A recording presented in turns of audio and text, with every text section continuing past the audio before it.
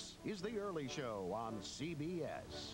Do some weather for us. That's right. Ahead in this half hour, one of this generation's most popular children's authors, Judy Blume, will stop by to talk about her latest book and read to us a bit as well. We're also now, here's Russ. Okay, Gretchen, thank you very much. Judy Blume has been delighting young readers for more than 3 decades now.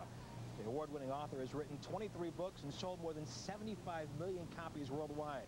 Her latest book, Double Fudge, reintroduces readers to a young man named Farley Drexel Hatcher, who's better known as Fudge. Judy Blume, it's a pleasure to meet you. Thank you. Thanks it's for coming in. lovely to be here. What do you think kids find so appealing about Fudge?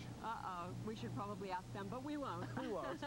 What do you think? I think they just identify with the characters, and they love the humor. You know, kids love to laugh. And I like the idea of parents and kids being able to share books, teachers and kids sharing books, and laughing together.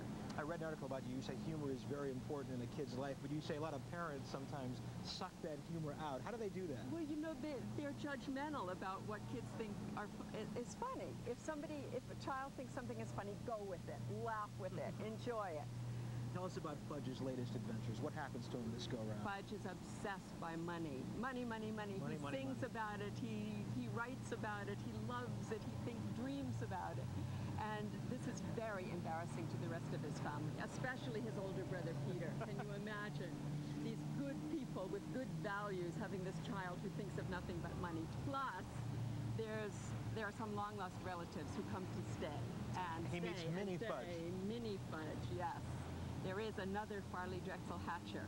He doesn't like that, does he? He does not like that. And that was my grandson's idea, I have to say.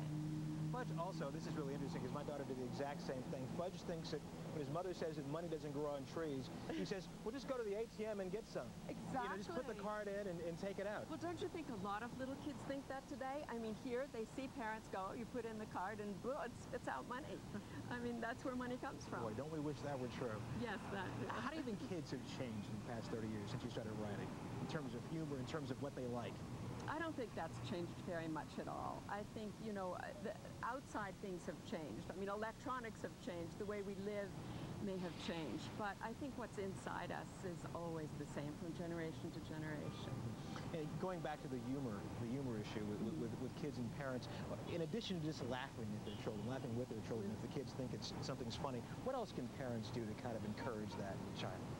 Well, I think reading with your child is, you know, one of the most important things. Sharing books and being able to talk about what's in those books is sometimes a way to communicate with your child when you can't just open a subject up. You do it through the characters in the book, and that helps. I mean, I always did that with my kids, and I think it's a wonderful way to share. Where do you think Fudge goes from here? What's the next adventure for Fudge? Well, he's never growing up, I'll tell you that. Never growing up? No, it's... If he had grown up, he'd be what? He'd be what, 30 years old now? At least 30 years old, yes. Yes, we're celebrating the 30th anniversary of Tales of a Fourth Grade Nothing. I cannot believe it, but it's true.